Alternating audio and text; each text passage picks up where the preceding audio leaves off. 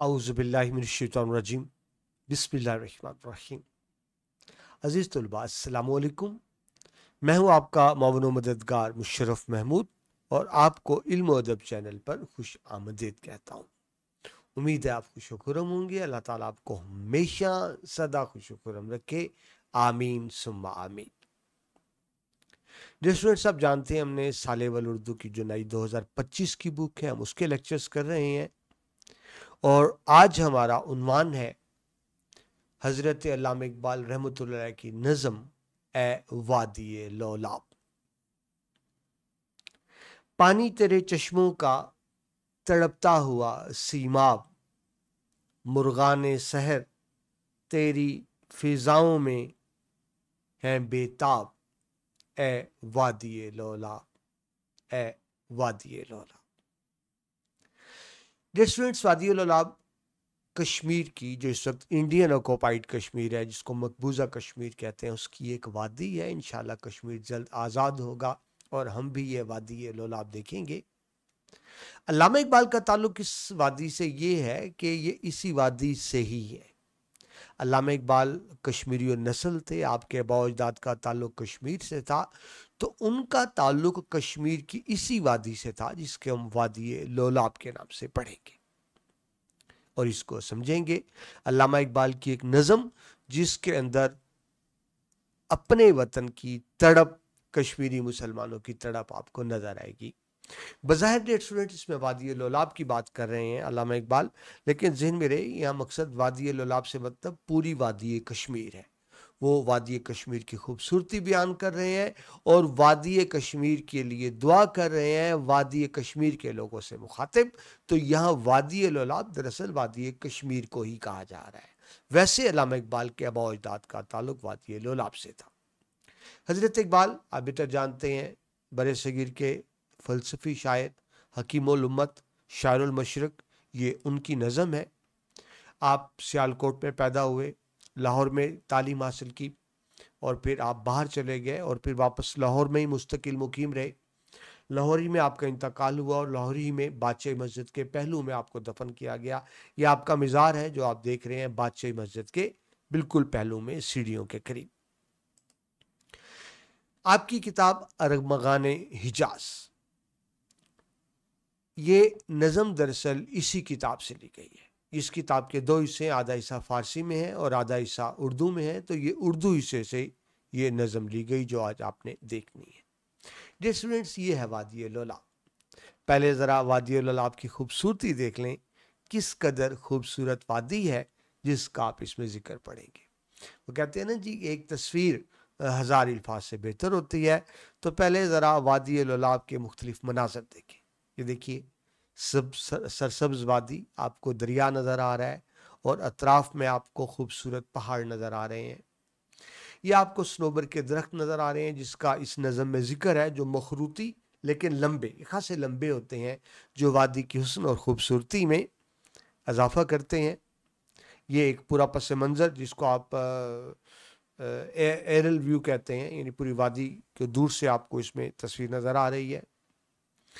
Dear students, ये एक साज है जिसको मिज़राब कहते हैं। इस साज का जिक्र भी है तो इसलिए मैंने आपको दिखा दूं। ये देखिए, बड़ा साज है, इसमें ये तार्स लगी होती हैं जिनको बजाया जाता है, बल्कि मैं आपको उनकी पिक्चर्स भी दिखा दूं। ये देखिए, ये तार होते हैं। इस तार को जब यूं बजाया जाता है तो इसमें से एक म्यूजिक साउंड प्रोड्यूस होता है। तो इस साज का जिक्र भी इसके अंदर आपको मिलेगा। ये चंद तस्वीरें थी जो आपने देखी, लेकिन इससे पहले कि हम बाकायदा लेक्चर का आगाज़ करें, वादी लौलाब पर छोटी सी एक वीडियो भी देख लें। पहले वादी लौलाब की सैर कर लें और फिर हम वादी लौलाब को पढ़ते हैं। वादी लौलाब कश्मीर की एक खूबसूरत वादी है। इस वादी को इकबाल की वादी भी कहा जाता है क्योंकि शायर मशरक अल्लामा इकबाल ने इस वादी पर एक नज्म लिखी है। वो लिखते हैं, पानी तेरे चश्मों का तड़पता हुआ सीमाब, मुर्गाने सहर तेरी फजाओं में है बेताब, ए वादी लौलाब, ए वादी लौलाब। आज की वीडियो में कश्मीर की इसी खूबसूरत और दिलकश वादी यानी वादी लौलाब के बारे में बात होगी। वादी लौलाब, जिसका मतलब है valley of love and beauty, ये एक हिमालयाई वादी है جو جموں کشمیر کے ڈسٹرکٹ کپواڑہ میں سری نگر سے 114 کلومیٹر کے فاصلے پر واقع ہے۔ لولاب کا علاقہ نہ صرف حسین نظاروں کی وجہ سے مشہور ہے بلکہ یہاں ایک بلند پایہ دینی بزرگ شیخ الحدیث مولانا انور شاہ کشمیری کا جنم ہوا ہے۔ مولانا مرحوم کا آبائی گھر وادی لولاب کے گاؤں ورنو میں آج بھی موجود ہے۔ وادی لولاب قصبہ کپواڑہ سے کچھ ہی دوری پر واقع ہے۔ اس وادی کا مرکزی شہر سوگام ہے۔ وادی کا آغاز نہایت ہی دلکش نظارے سے ہوتا ہے، جہاں انتظامیہ کی طرف سے اور فن تعمیر کا شاہکار نمونہ داخلی دروازے کی صورت میں تعمیر کروایا گیا ہے۔ جیسے جیسے داخلی دروازے سے نکل کر اس وادی کے اندر قدم بڑھتے ہیں، سڑک کے دونوں اطراف قدرت کے دل فریب نظارے دیکھنے والوں کا تہہ دل سے استقبال کرتے ہیں۔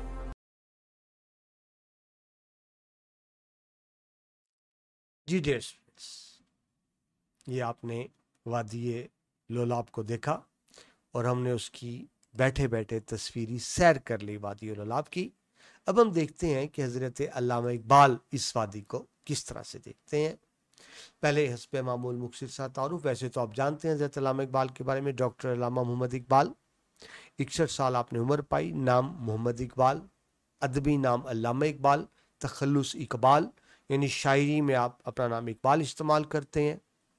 القاب آپ کو حکیم الامت بھی کہا جاتا ہے، امت کا حکیم، یعنی آپ نے امت کا مرض بھی دریافت کیا، اس کا علاج بھی بتایا۔ یہ وہ میڈیکل حکیم نہیں، یعنی فکری سوچنے والے مدبر کے معنی میں۔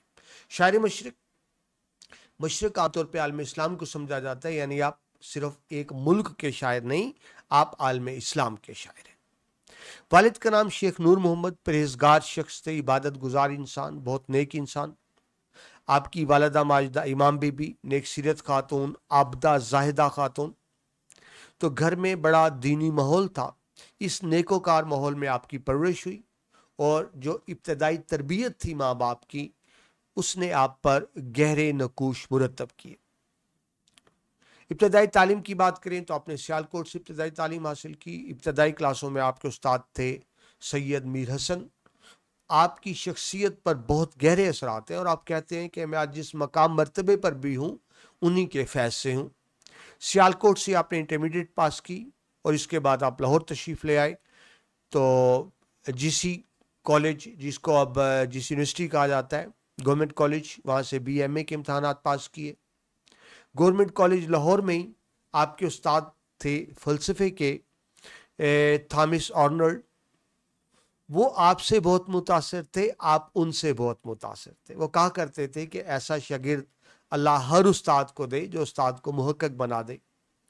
آپ بھی ان سے بہت متاثر تھے، بہت سیکھا، اور یہ تعلق اتنا گہرا ہوا کہ جب علامہ اقبال پھر خود انگلینڈ گئے تو آپ نے پروفیسر آرنلڈ کی جگہ پہ کچھ عرصہ پڑھایا۔ لندن سے آپ نے بار ایٹ لا کی ڈگری لی۔ بار ایٹ لا جس طرح پاکستان میں ایل ایل بی ہوتا ہے، تو آپ یوں سمجھ لیں جو انٹرنیشنل ڈگری ہے لا کی، بیچلر ڈگری، اس کو بار ایٹ لا کہتے ہیں۔ جرمنی سے ڈاکٹریٹ یعنی پی ایچ ڈی کی ڈگری بھی آپ نے حاصل کی۔ تو جب آپ کے نام کے ساتھ ڈاکٹر لکھا ہوتا ہے تو ایک تو پی ایچ ڈی ڈاکٹر تھے، لیکن ذہن میں رکھیں آپ کو ڈاکٹر کا خطاب انگریزوں سے بھی ملا تھا۔ حضرت علامہ اقبال کے اسلوب کی بات کریں، لکھنے کے انداز کی بات کریں تو برے صغیر کے عظیم مفکر ہیں، سوچنے والے ہیں، فلسفی شاعر ہیں۔ جو اسٹوڈنٹ فلسفی کون ہوتا ہے؟ جو چیزوں کو میری آپ کی طرح سرسری نہیں دیکھتا، گہرائی سے دیکھتا ہے، یہ کیا ہے، کیوں ہے، کب ہے، کہاں ہے، کیسے ہے۔ جو چیزوں کو گہرائی سے دیکھے اس کو فلسفی کہتے ہیں۔ تو آپ برے صغیر کے فلسفی شاعر، آپ نے اپنی شاعری کو وقف کر دیا دین کے لیے۔ آپ کی پوری شاعری تبلیغ دین ہے، اصلاح امت ہے۔ آپ کا ہر شعر ریلیٹ کرتا ہے کسی قرآنی آیت سے یا کسی حدیث مبارکہ سے۔ یعنی میں یہ کہہ سکتا ہوں کہ جہاں تک میں نے علامہ اقبال رحمۃ اللہ علیہ کو پڑھا، آپ کی پوری شاعری قرآن و حدیث کی تشریح ہے۔ آپ نے اپنی شاعری کے ذریعے سوئی قوم کو جگانے کی کوشش کی اور قوم کو درس دیا کہ قرآن و سنت کے ساتھ جڑ کر اس کی تعلیمات پہ عمل کر کے ہی ہم دنیا آخرت کی کامیابی حاصل کر سکتے ہیں۔ آپ کے اہم شعری موضوعات جو ہیں خودی یعنی اپنی پہچان، سیلف ریکوگنیشن، ہمیں پتہ ہو ہم کون ہے، مرد مومن، وہ بتاتے ہیں مرد مومن کو کیسا ہونا چاہیے، یعنی ایک مسلمان کو کیسا ہونا چاہیے۔ شاہین کا بڑا ذکر کرتے ہیں کہ شاہین جو بلند پرواز کرتا ہے وہ اپنے جوانوں میں شاہین کی سی صفات دیکھنا چاہتے ہیں، عمل کی بات کرتے ہیں، حریت آزادی کی بات کرتے ہیں، روحانی بیداری کی بات کرتے ہیں، اسلامی تشخص اور اسلامی معاشرے کے قیام کی بات کرتے ہیں۔ تو یوں آپ دیکھیں اقبال نے پوری شاعری کو دین کی تبلیغ کے لیے وقف کر دیا، اور دیکھیں اس کا انعام بھی کیا ملا، حضرت اقبال کو انعام بھی کیا ملا۔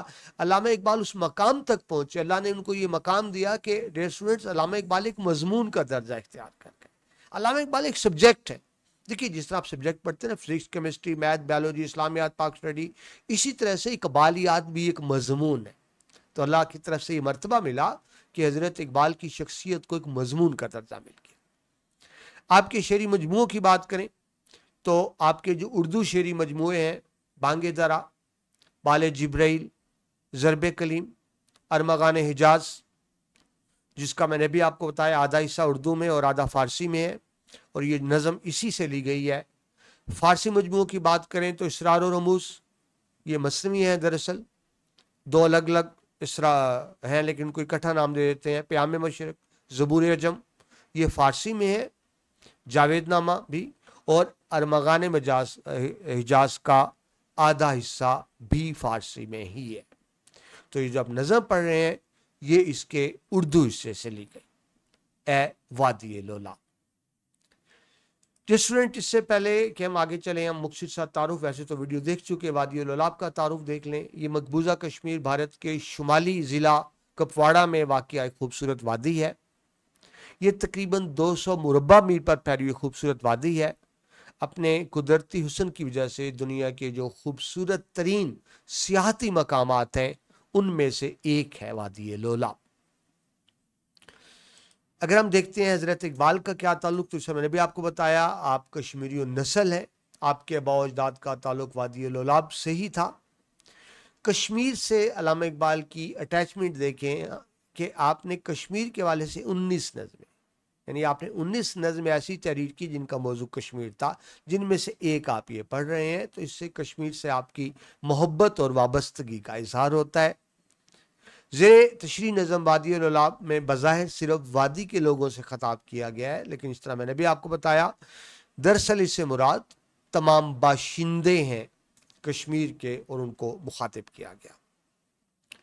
علامہ اقبال نے اس نظم میں کشمیر کی خوبصورتی کے ساتھ ساتھ مسلمانوں کی موجودہ زبوں حالی کہتے ہیں برے حال۔ آپ دیکھیں مسلمان غلام ہیں، اور ظاہر کشمیر کے مسلمانوں کو آزادی نہیں ملی، ہم تو آزاد ہو گئے، کشمیر کے مسلمان آج بھی محکوم ہیں، وہ آج بھی ظلم کا سامنا کر رہے ہیں۔ تو اس نظم میں جہاں کشمیر، وادی کشمیر کی خوبصورتی کا ذکر کر رہے ہیں حضرت اقبال، وہاں مسلمانوں کی زبوں حالی، مذہبی رہنماؤں کی بے عملی اور قوم کے اندر سوز و گداز کی کمی پر بھی افسوس کا اظہار کریں۔ دیکھیے اسٹوڈنٹس، اب آپ جانتے ہیں کشمیر میں آزادی کی تحریک چل رہی ہے، کشمیری مجاہدین لڑ رہے ہیں، جانوں کی قربانی دے رہے ہیں، لیکن ذہن میں رکھیں جب علامہ اقبال نے نظم لکھی تھی اس وقت ابھی کشمیر میں آزادی کی جدوجہد شروع نہیں ہوئی تھی۔ بات میں ذہن میں رکھیے، اس وقت کشمیر میں آزادی کی جدوجہد شروع نہیں ہوئی تھی۔ تو اقبال کو اسی چیز پر افسوس ہے، حضرت اقبال کو، کہ مسلمان سوئے ہوئے ہیں، ان کے دینی رہنما سوئے ہوئے ہیں، دینی رہنماؤں کو چاہیے مسلمانوں کو خواب غفلت سے جگائیں، بیدار کریں، تاکہ ان میں آزادی کی روح بیدار ہو۔ تو یہ تڑپ آپ کو اس میں نظر آئے گی۔ ایک اور اسٹوڈنٹس بات سمجھ لیں، یہ اس نظم کی حیت کیا ہے، یعنی حیت کہتے ہیں بناوٹ کو، جس کو آپ مینوفیکچرنگ کہہ لیں، ساخت کہہ لیں۔ تو یہ ہے دراصل ترجیحی بند نظم۔ یہ آپ لکھیں گے آپ کو اچھے نمبر ملیں گے، آپ ضرور لکھیے گا کہ نظم کیا ہے، اس نظم کی حیت کیا ہے۔ یہ ترجیح بند نظم ہے۔ اب ترجیح بند نظم کیا ہوتی ہے یہ بھی دیکھ لیں۔ ایسی نظم جو ہر بند کے آخری مصرع بار بار دہرایا جائے، یعنی نظم میں بند ہو اور بند کا جو آخری مصرع ہے وہ بار بار دہرایا جائے، جس طرح آپ دیکھ رہے ہیں اس نظم میں بار بار دہرایا جا رہا ہے اے وادی لولاب، تو اس کو آپ ترجیح بند نظم کہیں گے۔ اچھا، کیونکہ اس میں 3 مصرے ہیں تو 3 کو مثلث کہتے ہیں۔ تو اگر آپ مزید ایکسپلین کریں، کیونکہ اس نظم میں 3 مصرے ہیں اور ہر تیسرا مصرع ریپیٹ ہو رہا ہے، تو آپ اس کو مثلث ترجیح بند نظم بھی کہہ سکتے ہیں۔ ٹھیک ہے جی۔ ایسی نظمیں عام طور پر ترنم کو بڑھانے کے لیے، تاکید کرنے کے لیے، احساس کی شدت بڑھانے کے لیے لکھی جاتی ہیں۔ وادی لولاب بھی انہی نظموں میں سے ایک نظم ہے۔ आप देखें 3 मिसरे हैं। आपकी किताब में आखिर में बताया गया है कि वादी लोलाब कश्मीर की खूबसूरत वादी है जो खित्ता कश्मीर के शुमाल मगरब में श्रीनगर कश्मीर का कैपिटल है, मकबूजा कश्मीर का, श्रीनगर से 115 किलोमीटर के फासले पर जिला कपवाड़ा में वाक़या है। ये डियर स्टूडेंट्स, ये मालूमात आपके लिए ज़रूरी है क्योंकि MCQs में बाज़ औक़ात इस तरह की चीज़ आ जाती है, पूछी जा सकती है आपसे। जी, तो तारुफ खासा लंबा हो गया जी। अब हम बाकायदा नज़म की तरफ आते हैं। नज़म का पहला शेर, पानी तेरे चश्मों का तड़पता हुआ सीमाब, मुर्गान सहर तेरी फिजाओं में है बेताब, ए वादिये लोलाब। पहले स्टूडेंट्स अल्फाज देख लें। चश्मा कहते हैं पानी निकलने की जगह, सोर्स, इसको मंबा कहते हैं, यानी जहां से पानी निकलता है। तो पहाड़ों में वो जगह जहां से पानी निकलना शुरू होता है उसको चश्मा कहते हैं। सीमाब यानी बेकरार होना, तेज रफ्तार होना, मुस्तरिब होना, यानी इस्तराब में होना। वैसे दिन में रखें सीमाब पारे को भी कहते हैं। अब देखिए टेम्परेचर बढ़ता है तो पारा फौरन ऊपर चला जाता है, टेम्परेचर कम होता है पारा फौरन नीचे हो जाता है, जरा सी ठोकर लगाए पारा बिखर जाता है और फौरन इकट्ठा भी हो जाता है। तो यहां इस्तराब के मायने में आया और उसकी एक मखसूस चमक भी होती है। तो बताया जा रहा है कि कश्मीर से जो दरिया आते हैं, ज़हन में रखें बेटा, पाकिस्तान में जितने भी दरिया आते हैं ये कश्मीर से आते हैं, इनका सोर्स कश्मीर है। तो वो कहना ये चाह रहे हैं पानी तेरे चश्मों का तड़पता हुआ सेमाब, ये चमकता हुआ पानी, ये बेकरार पानी, ये तेज रफ्तार पानी, ये मुस्तरिब इस्तराब में, यानी सुकून की हालत में नहीं है, पानी इस्तराब में है। ये इस्तराब क्या है? ये इस्तराब गुलामी का है कि कश्मीर को आज़ादी नसीब नहीं हुई। तो वो जो गुलामी का असर है सिर्फ इंसानों पर नहीं है, वहाँ के चरिंद परिंद दरिंद पानी दरियाओं पे भी है।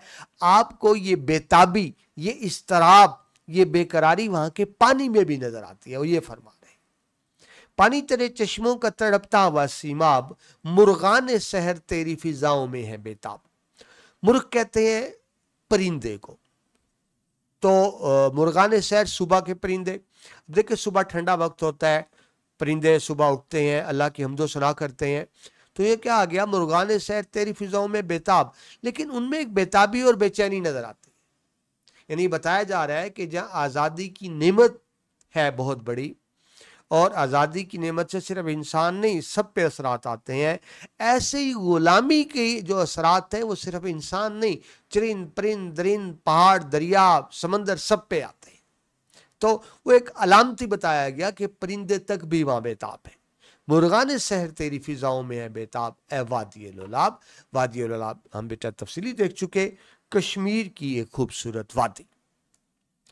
मफहूम देखिए, अगरचा मैं आपको मुख्तसर बता चुका हूं, वादी लोलाब की खूबसूरत और वादी के अंदर बेताबी की लहर जिसका इसके अंदर जिक्र किया गया।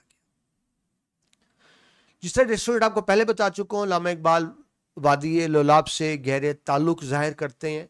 खुद कश्मीरी नस्ल थे, उनके आबा अजदाद की ये वादी थी, आबा अजदाद का ये मस्कन था। ठीक है जी, वो इसकी जहाँ खूबसूरती का जिक्र कर रहे हैं वहाँ साथ साथ उनका दिल भी कुड़ रहा है कि ये हम गुलाम हो चुके, ये वादी गुलाम है। यानी इसके अंदर एक ख्वाहिश मौजूद है कि काश हमें जल्द आज़ादी मिल जाए। इस शेर में बताया गया कि जो कश्मीर के बाशिंदे हैं उनसे मुखातिब करके कहते हैं कि अल्लाह ताला ने तुम्हें हुस्न दिया, तुम्हारी वादी को हुस्न दिया, ऐसी खूबसूरत जगह दुनिया में शायद कोई होगा नहीं। यहाँ के चश्मों का पानी और रौनक की पाकीज़गी, सफाई के एतबार से सीमाब यानी चमकता हुई, सीमाब अभी आपको तो इस तरह पारा चमकता है तो उस चमक की तरफ भी इशारा है। ये यानी गलत लिखा गया, तो वो जो पानी चमक रहा है ये उस तरफ भी इशारा है, चमकता हुआ मुस्तरिब इस्तराब में बेचैनी में मालूम होता है। यहाँ की फिजा इस कदर दिलकश है, मुसरत अंगेज है कि सुबह के जो परिंदे हैं वो नगमा सराई पर मजबूर हैं, लेकिन उनकी आवाज़ में भी एक दर्द है, एक दुख है। क्यों कि कश्मीर गुलामी की जंजीरों में जकड़ा हुआ है और वो आज़ादी की नेमत से महरूम है। ये दुख आपको उनके परिंदों के चहचहाने में भी नजर आता है। सिमाब रेस्टोरेंट जिस तरह भी आपको बताया, ये अलामत है हरकत की और चमक की, कि जो चश्मों का पानी सिमाब यानी तेज़ रफ्तार भी है और बेकाबू भी है। यहाँ जहाँ खूबसूरती का एहसास हो रहा है, वहाँ की शदीद इस्तराबी कैफियत को भी ज़ाहिर कर रहा है ये लफ्ज़। मुर्गान शहर की बात करें तो सुबह के परिंदे जो बेताब है, ठीक है जी, लेकिन चहचहा भी रहे हैं, लेकिन वो जो एक आज़ादी के नगमे होते हैं वो कैफियत नज़र नहीं आ रही, क्योंकि वो गुलाम है। फिजाओं में बेताब का मतलब कि परिंदे और हर मखलूक फिजा में बेदारी और इनकलाब की कैफियत से मुतासिर है, यानी वो चाहते हैं कि इनकलाब आए। इस नज़म में जो शायर हज़रत इकबाल है वादी के तमाम बाशिंदों से मुखातिब है और अपना ताल्लुक़ ज़ाहिर कर रहे हैं वादी से, वहाँ के बाशिंदों से। बेताब में एक बेचैनी का अंसर है, ठीक है जी। अब जो लफ्ज़ लोलाब है, अल्लामा इकबाल ने, वैसे तो उनकी वादी का नाम है, तो देखें जब हम तरन्नुम से पढ़ते हैं ए वादी लोलाब, तो खुद इस लफ्ज़ के अंदर भी एक मौसीकियत, एक नगमगी की कैफियत है। हमें लगता है गोया कि हम कोई नगमा गुनगुना रहे हैं।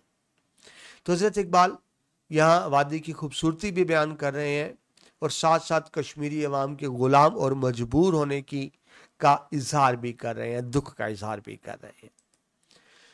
अदबी सनतें देखें कि इसमें शायर ने कौन कौन सी अदबी सनतों का इस्तेमाल किया है मफाहिम को गहरा करने के लिए, शेर को खूबसूरत बनाने के लिए। तो पहली तो सनत तशबीह का इस्तेमाल है। सीमाब यानी पानी का जो तेज़ बहाव और उसमें जो चमक और बेचैनी है वो ज़ाहिर की जा रही है, तो यूँ आप कहेंगे सनत तशबीह का खूबसूरत इस्तेमाल है। सनत इस्तारा है, मुर्गान सहर यानी सुबह के परिंदे, सुबह उनका उठना, चहचहाना, इबादत करना। फिज़ाओं में बेताब, ये एक बेदारी को ज़ाहिर करता है, तो ये इस्तारा है। यानी इस्तारा आप जानते हैं एक लफ्ज़ जो अपने हकीकी मायनों में इस्तेमाल ना हो, लुग़वी मायने कुछ और हो और हम किसी और मायनों में इस्तेमाल करें, उसको इस्तारा कहेंगे। तो ये आप देखें इस्तारा का इस्तेमाल है। सनद तलमी है, परिंदों का सुबह चहचहाना, हमदो सना करना, तो एक तरह की उस तरफ भी इशारा है। सनद खताब है, खताब किसी को बुलाना, एड्रेस करना, तो डायरेक्ट खताब किसी कैफियत है। ए वादी लोलाब यानी वहाँ के बाशिंदों को और वादी को बाकायदा मुखातिब किया जा रहा है, तो सनद खताब भी आप इसके अंदर देख रहे हैं। हवाले के अशार देखें जी, तो मैंने तमाम अशार हज़रत इकबाल के ही लिए हैं, क्योंकि इकबाल ने दिल से नज़म कही और मैंने अभी बताया कि कश्मीर पे आपने 19 नज़में लिखी। तो हम हज़रत इकबाल की रेफरेंस देखते हैं। कहते हैं, ज़रा शेर पे गौर कीजिए, मोती अदन से लाल हुआ है यमन से दूर, ये कीमती मोतियों के नाम है। मोती अदन से लाल हुआ है यमन से दूर, या नाफाए गजाल हुआ है खतन से दूर, हिंदुस्तान में आए हैं कश्मीर छोड़कर, बुलबुल ने आशियाना बनाया चमन से दूर। यानी हज़रत इकबाल बता रहे हैं कि हमारे बाओ अजदाद कश्मीर से हिजरत करके आए हैं। हिंदुस्तान ज़ाहिर उस वक्त एक ही मुल्क था, लेकिन देखें अपने वतन की तड़प उनके दिल में किस तरह से मौजूद है, इस शेर से आपको पता चलता है। और शेर देखिए, कश्मीर का चमन जो मुझे दिल पजीर है, यानी दिल से भाता है। कश्मीर का चमन जो मुझे दिल पजीर है, इस बाग जां फिजा पे ये बुलबुल असीर है, और विरसे में हमको आई है आदम की जायदाद, जो है वतन हमारा वो जन्नत नज़ीर है। हज़रत इकबाल वादी कश्मीर को जन्नत नज़ीर यानी जन्नत की तरह का वतन बता रहे हैं कि मेरा वतन जो है जन्नत की तरह से खूबसूरत है। लेकिन कश्मीर की गुलामी का दर्द भी आपके दिल में है, तो कहते हैं आज वो कश्मीर है महकूम व मजबूर व फ़कीर, कल जिसे अहले नज़र कहते थे ऐरान सगीर।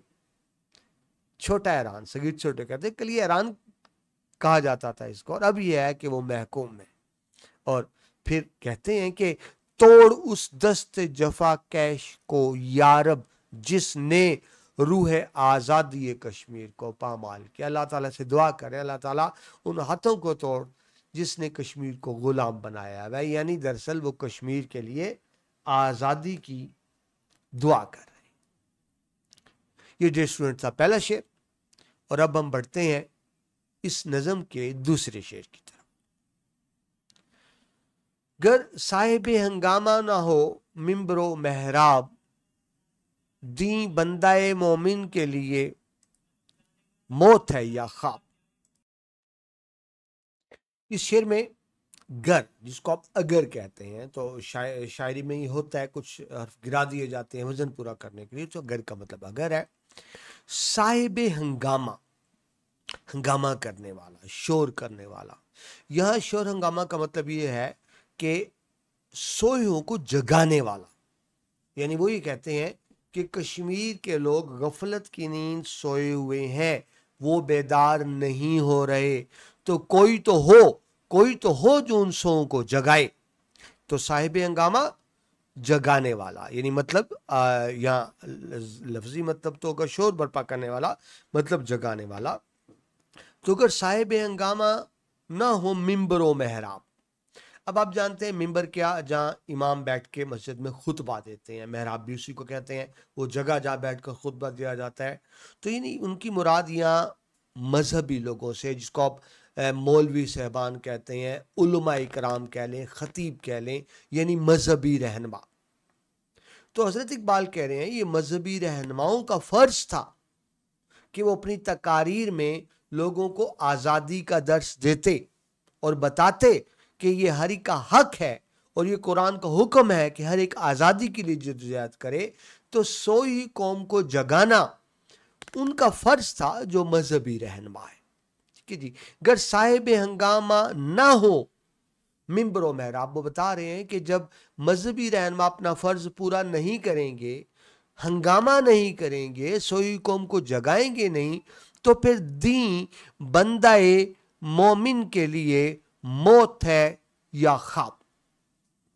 تو پھر کیا ہوگا؟ جو ایک شخص کے لیے برابر ہے زندہ رہنا یا نہ رہنا۔ ٹھیک ہے جی، یعنی جب انسان غلام ہوتا ہے تو اس کے لیے زندگی موت برابر ہوتی ہے، زندگی کی اس کے لیے حیثیت نہیں ہوتی۔ تو دراصل اس میں تنقید کی گئی ہے مذہبی رہنماؤں پہ کہ وہ سوئی قوم کو جگائیں تاکہ ان میں آزادی کی امنگ پیدا ہو اور آزادی کی جیت و جہد کریں۔ حضرت اقبال کا دل کڑتا ہے جب وہ دیکھتے ہیں کہ قوم غفلت کی نیند سوئی ہوئی ہے۔ مفہوم دیکھیں، اس میں دین کی تفہیم کی بات کی جا رہی ہے، یعنی انڈرسٹینڈنگ کی بات کی جا رہی ہے۔ کہتے ہیں مسلم معاشرے میں مذہبی جذبہ کی بیداری اور دین کے حقیقی مفہوم سے آگاہی دینا ممبر و محراب کی ذمہ داری ہے۔ ٹھیک ہے جی، ذمہ داری ہے، لیکن شروع میں گر کا مطلب ہے، وہ یہ وضاحت کر رہا ہے کہ جو ان کی بنیادی ذمہ داری ہے وہ پوری نہیں کر رہے، یعنی وہ شاکی ہیں، شکوہ کر رہے ہیں مذہبی رہنماؤں سے بھی کہ وہ اپنا فرض اس طرح سے ادا نہیں کرے جس طرح سے ان کو کرنا چاہیے۔ تشریح میں آئے تو اس شعر میں علامہ اقبال نے دین اور مذہب کے افکار کے حوالے سے ایک بڑا اہم سوال اٹھایا ہے۔ وہ کہتے ہیں اگر صاحب ہنگامہ نہ ہو، یعنی وہ کہنا چاہتے ہیں کہ جو دین کے نمائندے ہیں ممبر و محراب محض رسمی عبادت کے حوالے سے اپنے فرائض سر انجام دے رہے ہیں، ان کے اندر کوئی حقیقی تحریک نہ ہو، یعنی جذبہ نہ ہو، ٹھیک ہے جی، تو پھر ایمان جو ہے محض چند عبادتوں کا مجموعہ ہے۔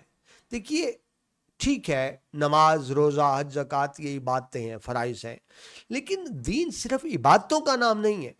اسلام ایک مکمل ضابطۂ حیات ہے۔ صرف اگر دینی رہنما، حضرت اقبال تنقید کر رہے ہیں کہ دینی رہنماؤں نے اسلام کو صرف چند عبادتوں تک محدود کر دیا، حالانکہ ایسی بات نہیں تھی۔ یہ دینی رہنماؤں کا فرض تھا کہ سوئی قوم کو جگاتے، ان کے اندر آزادی کی حقیقی امنگ پیدا کرتے۔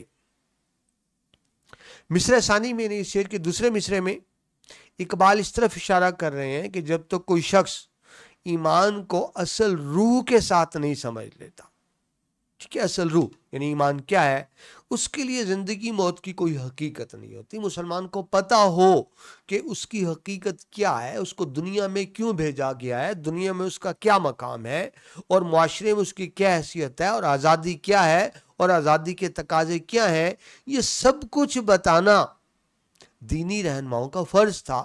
لیکن انہوں نے دین کو چند باتوں تک محدود کر دیا. تو یہ ایک شکوے کی کیفیت آپ کو اس کے اندر نظر آتی ہے. مصر ثانی میں یعنی دوسرے مصر میں وہ کہتے ہیں، اشارہ کرتے ہیں کہ جب تک کوئی ایمان کو اس کی اصل روح کے ساتھ نہ سمجھ لے، اس کے لیے زندگی موت کی کوئی حقیقت نہیں ہوتی، بلکہ یہ ساری چیزیں اس کے لیے محض ایک خواب کی سی ہوتی ہیں. آگے دیکھیے، ایک مسلمان کو اسلامی اصولوں کے مطابق زندگی گزارنے کی تربیت دینا ممبر و محراب سے وابستہ لوگوں کا کام تھا. ٹھیک ہے، جس طرح میں نے بھی آپ کو بتایا، لیکن وہ صرف چند فرائض عبادتوں پر اکتفا کیے بیٹھے ہیں، اسی کو کافی سمجھ رہے ہیں. وہ اپنی ذمہ داری اس طرح سے انجام نہیں دے رہے جس طرح سے دینی چاہیے. رزلٹ کیا ہے؟ کیونکہ انہوں نے تربیت کرنی تھی نا. نتیجہ یہ ہے کہ مرد مومن کی جو صفات سے ہیں ہم یکسر محروم ہیں. یہی ہمارے زوال کی بنیادی وجہ بھی ہے کہ ہمارے اندر جو اسلام کی سے روح ہونی چاہیے وہ نہیں ہے. اس شعر میں اقبال انتہائی گہری اور فکری معنویت کے ساتھ ایک سوال اٹھا رہے ہیں اور سوئی ہوئی قوم کو بیدار کرنے کی کوشش بھی کر رہے ہیں. اس شعر میں حضرت اقبال مسلم معاشرے کی مذہبی اور سماجی زبوں حالی پر بھی تنقید کر رہے ہیں. زبوں حالی، برا حال. بتایا جا رہا ہے کہ ممبر و محراب یعنی مسجد کا جو ممبر ہے اور قبلہ گاہ ہے وہ اپنی ذمہ داریوں سے غافل ہے، اپنی ڈیوٹیز پوری نہیں کر رہے، اور وہ تربیت کے بنیادی فریضہ کی ادائیگی پر پرجوش نہیں ہے. یعنی جس طرح سے ان کو پرجوش ہو کے اپنے فرض ادا کرنا چاہیے وہ نہیں ہے. یہی وجہ ہے کہ جو عام عوام ہیں وہ دین اسلام کی حقیقت اور برکتوں سے دور ہے، اور شاید یہی وجہ ہے کہ وہ خواب غفلت کا شکار ہے، وہ بیدار نہیں ہو رہے. ادبی صنعتوں کی طرف دیکھیں تو صنعت استارہ ہے، یعنی ممبر و محراب کا مطلب مذہبی نظام اور مذہبی لیڈر اور رہنما ہے. صنعت ایہام، ایہام ہوتا ہے ڈھکی چھپی بات جو صاف نہ کی جائے، جس میں مبہم ہو، جس میں ایمبیگوٹی ہو. تو موت اور خواب میں ایہام موجود ہے. جو موت کا لفظ بھی آیا، خواب کا لفظ بھی موجود آیا، یعنی اس میں ایہام کی کیفیت، ایہام تو نہیں ہے لیکن ایہام کی کیفیت ضرور موجود ہے. صنعت استفہام یا استفہام کہتے ہیں سوال کرنا، پوچھنا. ٹھیک ہے جی، تو اس میں ایک سوالیہ انداز کی کیفیت بھی آپ کو نظر آتی ہے. صنعت خطاب ہے، وادی لولاب اور اس کے باشندوں کو براہ راست اس کے اندر خطاب کیا گیا. حوالے کے اشعار دیکھیے، کہتے ہیں حضرت اقبال کی تمام اشعار ہے ذوق تجلی بھی اسی خاک میں پنہاں، غافل تو نیراز صاحب ادراک نہیں ہے. ادراک تو کیوں نہیں سمجھتا، تو انڈرسٹینڈنگ کیوں نہیں کرتا. دیکھیں جب لکڑی جل کے خاک بن جاتی ہے نا، اس کے اندر چنگاریاں موجود ہوتی ہیں، اوپر سے لگتا ہے خاک بن گیا. تو اسی کی بات کی جا رہی ہے کہ تم اٹھو، اپنی خوابیدہ صلاحیتوں کو بیدار کرو. حضرت اقبال اس میں مذہبی رہنماؤں پر تنقید کرتے ہوئے نظر آتے ہیں اور کہتے ہیں کیا صوفی و ملاؤں کو خبر میرے جنوں کی، کیا صوفی و ملاؤں کو خبر میرے جنوں کی، ان کا سر دامن بھی ابھی چاک نہیں ہے. یعنی بتا رہے ہیں کہ میرے اندر جو تڑپ ہے دین کی اور جو جذبہ ہے، ملوں اور صوفی اس سے بے خبر ہے. اور پھر ایک اور جگہ کہتے ہیں الفاظ و معانی میں تفاوت نہیں، لیکن تفاوت کہتے ہیں فرق، ڈیفرنس. الفاظ و معانی میں تفاوت نہیں لیکن ملا کی اذان اور مجاہد کی اذان اور. ملا کی اذان جو محض عبادت کے طور پہ ایک فرض سمجھ کے اذان دے رہا ہے، مجاہد کی اذان میں کچھ جوش و جذبہ کچھ اور ہوتا ہے. وہ کہتے ہیں میں مجاہد کی اذان چاہیے، ملا کی اذان نہیں چاہیے. یعنی ہمیں خواب غفلت سے بیدار ہونا ہوگا، پرجوش ہونا ہوگا. اور وہ مذہبی رہنماؤں سے کیا توقع رکھتے ہیں، ایک رہنما میں کیا خاصیت ہوتی ہے. حضرت اقبال کا ہی مشہور شعر نگاہ بلند سخن دل نواز جاں پر سوز، یہی ہے رخت سفر میرے کارواں کے لیے. تو یہ وہ چاہتے ہیں کہ خصوصیات موجود ہوں. اسٹوڈنٹس ہم نے 2 شعر مکمل کی، امید ہے آپ کو سمجھ آ گئے ہوں گے اور آپ کو لطف بھی آیا ہوگا. باقی جو اس غزل کے 3 اشعار ہیں وہ انشاءاللہ ہم دوسرے لیکچر میں کریں گے. پہلا لیکچر یہاں پہ کمپلیٹ ہوتا ہے، دوسرے لیکچر میں آپ سے دوبارہ ملاقات ہوتی ہے. اپنا خیال رکھیے گا. اللہ حافظ.